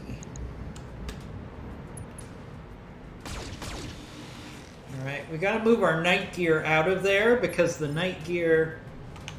What do you need, Commander? Well, that was an enemy night gear, sorry. But we do want to move our night gear out of that area because we've got... Let's sprint. Time to pour on the speed. Because our night gear doesn't have a lot of armor, so we want to make sure we protect it because it's a lot of our firepower. Alright, we can actually maybe finish off this artillery here. I know this is going to overheat our Stormcrow, but it's probably worth it. If we could take this artillery out, this will be worth it. Alright, good. That was worth The overheating. math's real simple. Mech plus tank equals That 10 was a tank. small price to Hey, pay. Commander, that heat gauge is climbing, and it's getting close to the red. That was a very small price to pay. Alright, so we got an enemy night gear. That's definitely an LRM build. So we want to take that out pretty quickly too. Because that night gear will take out a building pretty much every round.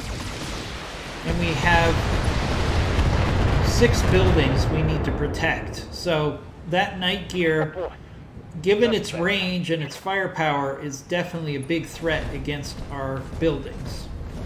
Not too worried about this Hellfire here, especially since it overheated just by moving. Not sure what happened there. Alright, Timberwolf is kind of out of position, so we're going to have to sprint for a round. Try to get around the enemy flank here. Edville 440, thank you for the follow. We really appreciate it. Is that in? Right, some good hits on our that night gear. Our turrets are correctly figuring out that that night gear is probably the biggest threat to our what we're trying to defend. Alright, so we've got an enemy force here and an enemy force here. So we got 2 enemy stars coming at us at the same time. So we're going to have to be creative with how we use our forces here. On it. Let's definitely do a precision strike on the night gear here. I do have a fire computer here, so we can actually take a shot at the head of this night gear All here. weapons fired. Because I have the computer system that allows me to take headshots. So, no success there, but we did do a lot of damage to one of the enemy weapon systems. And we got knocked down, so that's successful there. Hopefully our turrets will finish off this night gear here.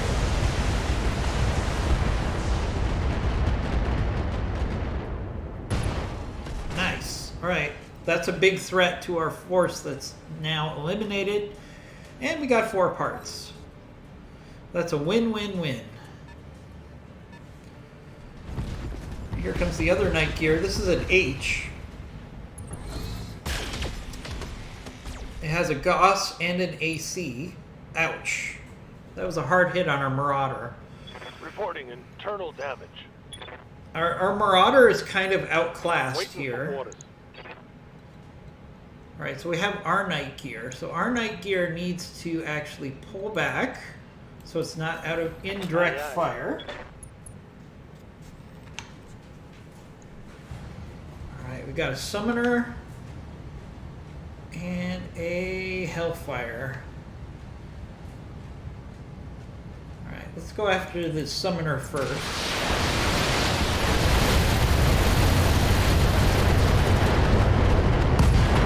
Hey, nice. We got a lucky hit on that Summoner. We probably destroyed some ammo. That was a lucky kill there. Very lucky. Alright, this Hellfire is overheated, so hopefully our turrets will do some good damage on that one. If we could take out this force quickly, then we can shuffle our forces towards the other heavier force that's to the north.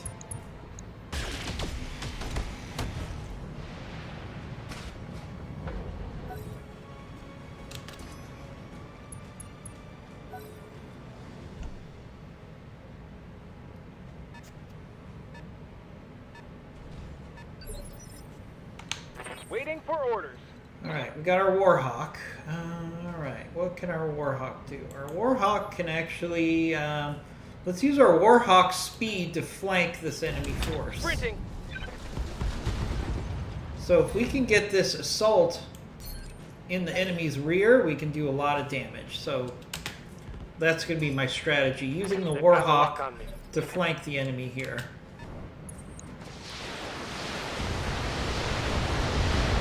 Going after our night gear here.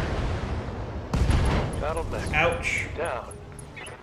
Alright, that hurts. That's a lot of our firepower, that night We're gear. on the clock. What do you want? That was unfortunate. Alright, time to make them pay. So we're going to take our 110 assault. So bad decisions 110 at ton high assault. speed. Alright, we got a night gear and a night gear. Let's do some multi-target.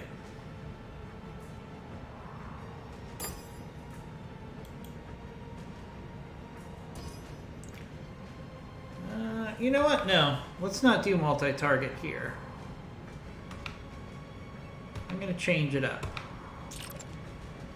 Let's do a precision strike. Let's go for the head on one of the targets. Let's go for the head on the closest night gear. Sober enough to line this up. Ah, we didn't hit the head. But that assault being there should allow him to tank. Alright, really disappointed we lost our night gear.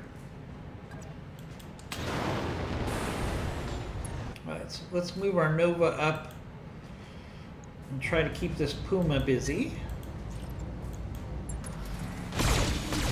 Yep, another building. IMG, how many war crimes is that? That's probably at least 12 buildings that we've taken out. This city is never going to be the same.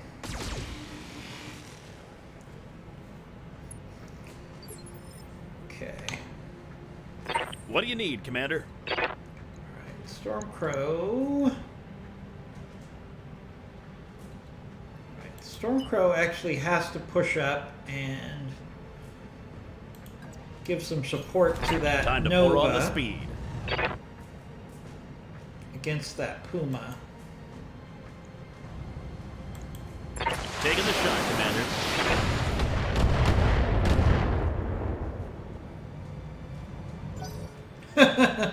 I think we're up to about 12 buildings we took out so far, IMG. But yeah, we're definitely changing the landscape on this Clan Wolf Power up detected. urban environment, which is fine with me. Ready, Commander. Those evil clanners need to die.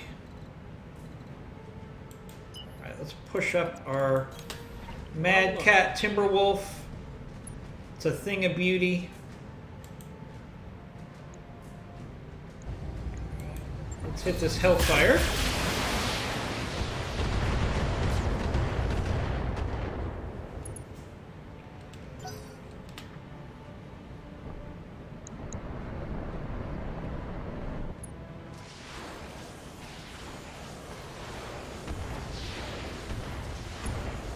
Ooh, good hits on that Night Gear with that weapons carrier.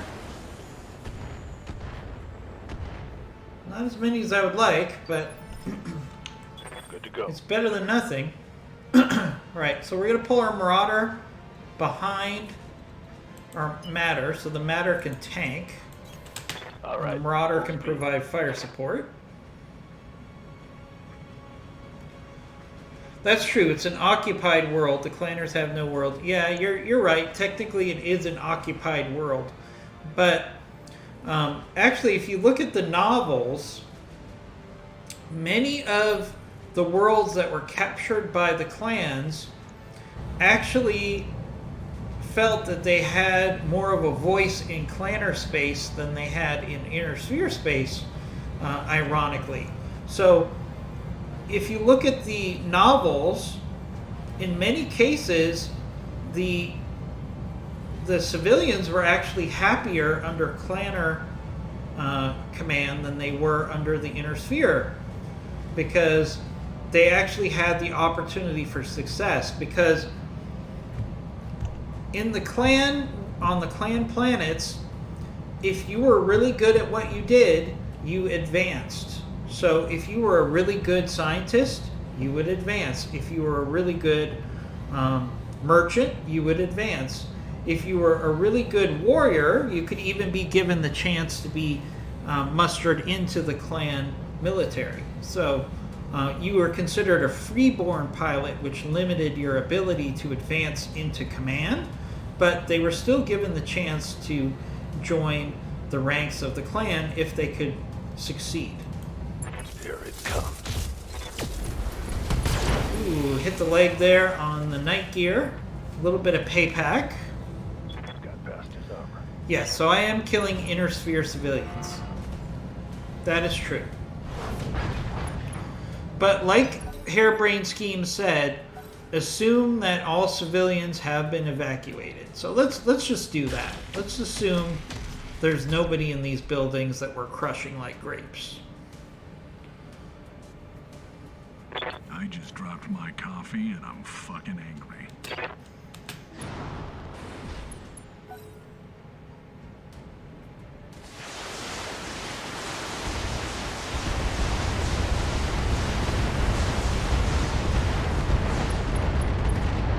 Good hits on that Night Gear there. Alright, there we go. I actually do like the H configuration of the Night Gear, because it does give you an AC and a Gauss, but I like the dual Gauss better. Classic Warhammer, okay. Oh. Alright, our Marauder needs to get out of dodge. They've blown past my armor. I don't want to rebuild the Marauder.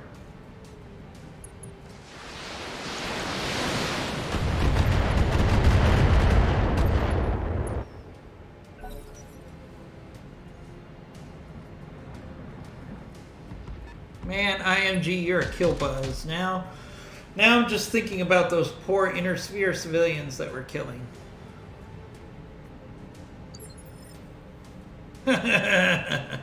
Good to go. Yeah, the turrets are never the best at accuracy. I think that's a fair statement. Double time.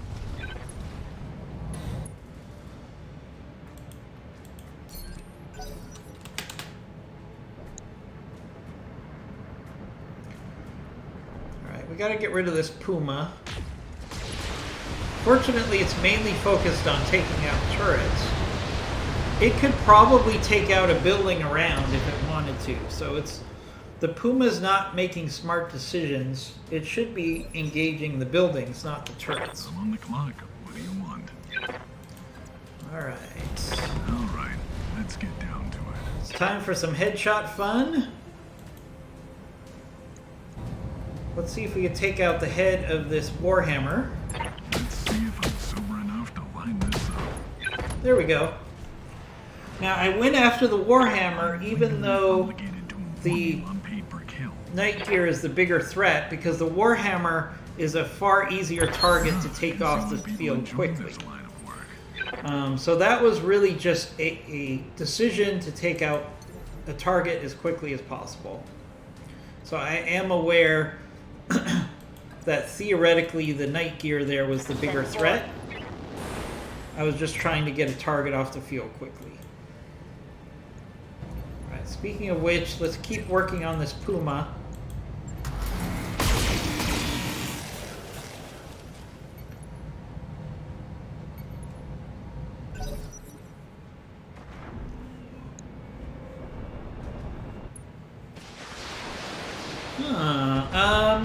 I haven't noticed that IMG, but I haven't done too many. I think What do you need, Commander? on destroy the base missions, I think I've noticed that it takes a little longer to destroy the base. So I think that's what you're talking about. Our Stormcrow's pour on stuck the in the middle of nowhere, so let's reposition it.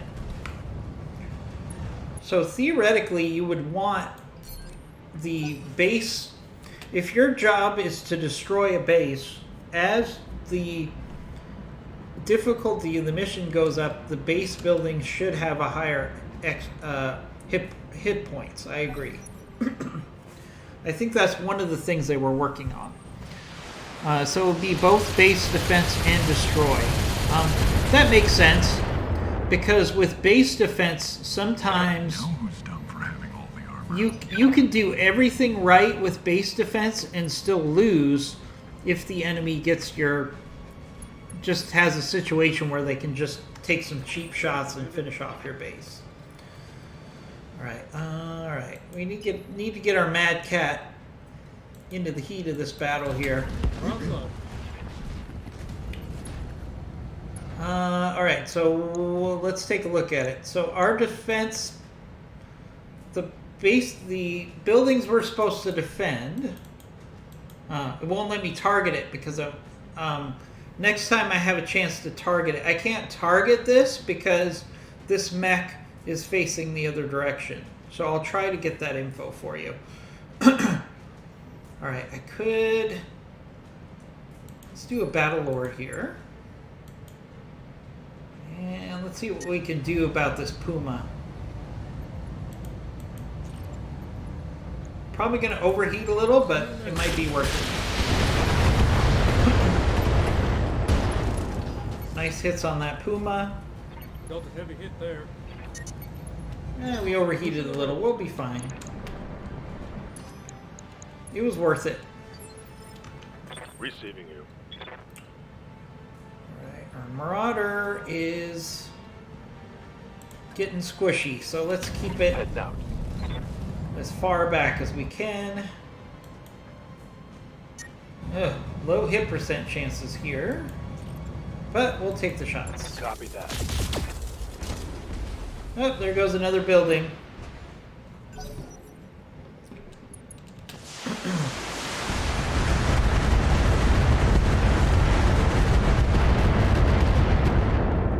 Right, good hits on the Night Gear there.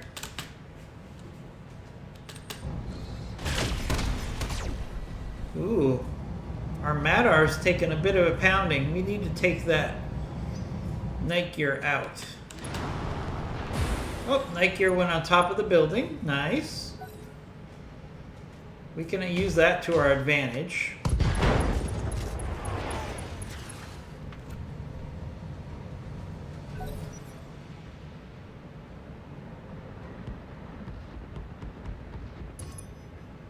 I've been locked.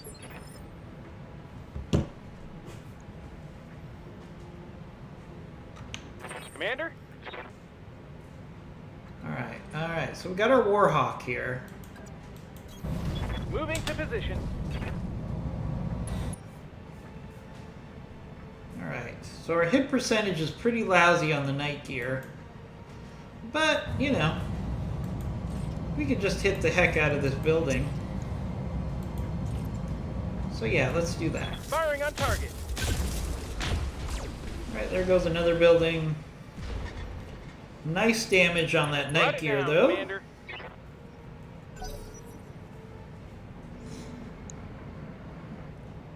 Alright, here comes the Puma.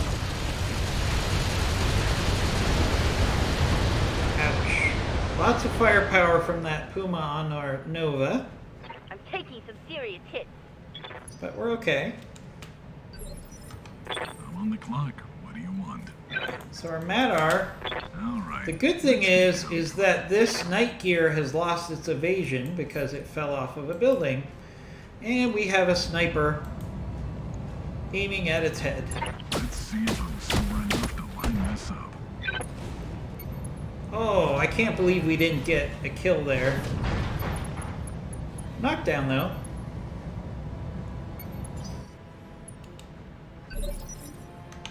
I'm here. Alright, let's see if we can finish off this Puma.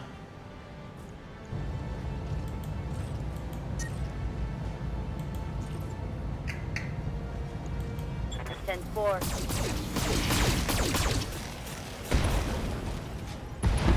There we go. There goes the Puma. Reporting. Enemy vehicle removed. Yeah, that IMG, you should take credit for that Madar build. Because you were the one that put it in my head to have quad Gosses, to be honest with you. So, you could consider that Matar What do you need, Commander? your ingenious idea. Because you came up with it. I openly give you that credit to you. I really do like that Madar. That combined with the fact that it has a targeting computer so it can target the head. Commander. It's literally a kill machine.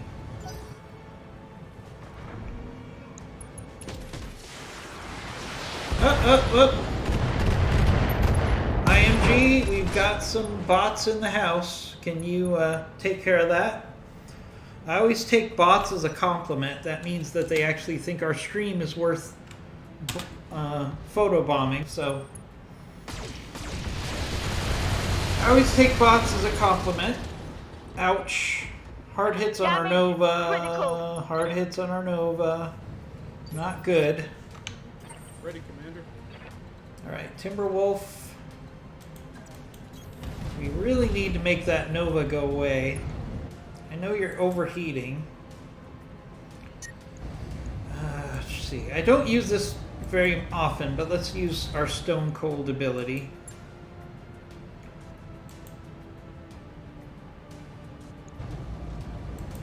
I think Stone Cold is kind of cheating, but in this case I'll use it.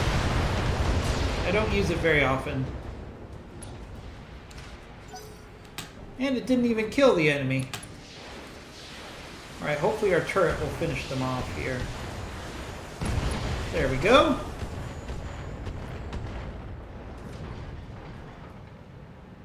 if my math is correct, we just have this one enemy left. Yeah.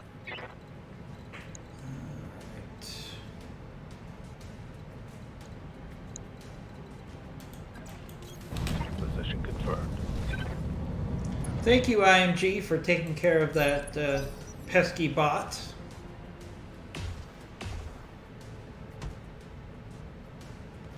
We just have this one lowly demolisher left. And then I think we're done with this mission. Ouch. Of course the demolisher has to take a last Commander, heavy hit on our Nova.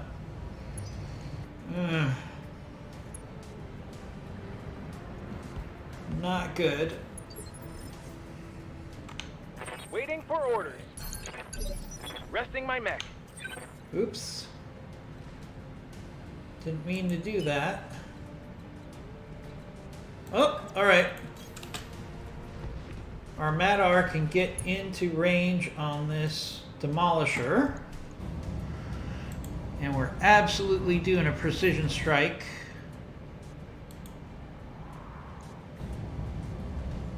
Quad Gosses for the win? Let's see.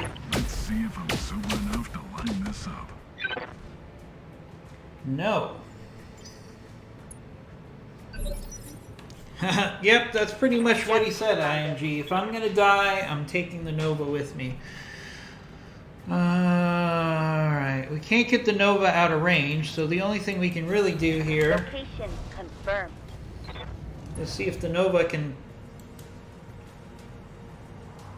maybe take the Demolisher out. The good news is that it's got more firepower available because half of its weapons Target locked on enemy. are knocked out, so it's not going to overheat anymore.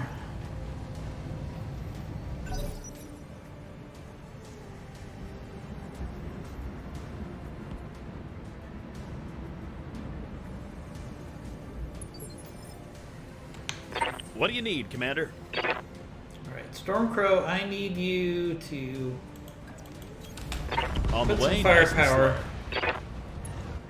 slow. Yeah, I probably should take some lasers off of that Nova and add double heat sinks. You are right.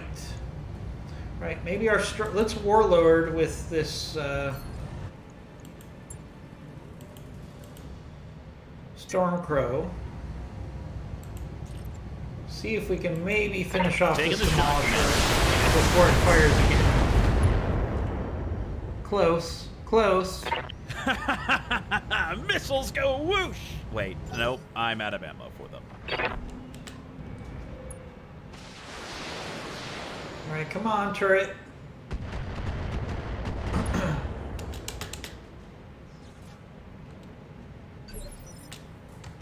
Ready for orders. On it. Alright, Marauder. Come on, baby. Finish him off. Confirmed. Yes! I don't think our Nova could have taken another hit there. Alright. Mission successful. Let's take a quick look at our salvage before we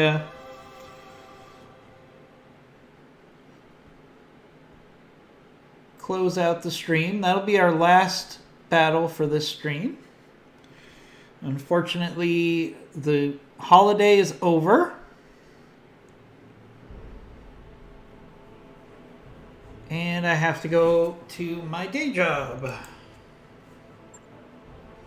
Alright, so we lost the night gear. Actually, we got some rebuilding to do on the night gear and some repairs on the Nova. But let's worry about the repairs later. Let's look at the salvage. Alright, so we got a night gear D.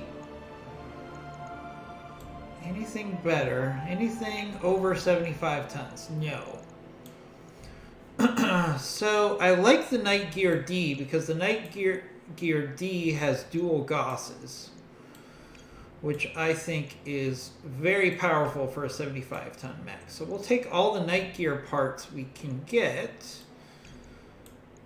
so we can build a Night Gear D. So basically we traded a Night Gear for a Night Gear. I didn't look at the components. I just wanted to maximize mech salvage here. So we got a Mad Dog part, a bunch of Night Gear parts, a Warhammer Summoner. We got some Clan Gosses. We got some heavy lasers, small lasers, which I like quite a bit. We got an XL engine, double heat sinks. So, I mean, I think we got plenty of salvage across the board there, IMG.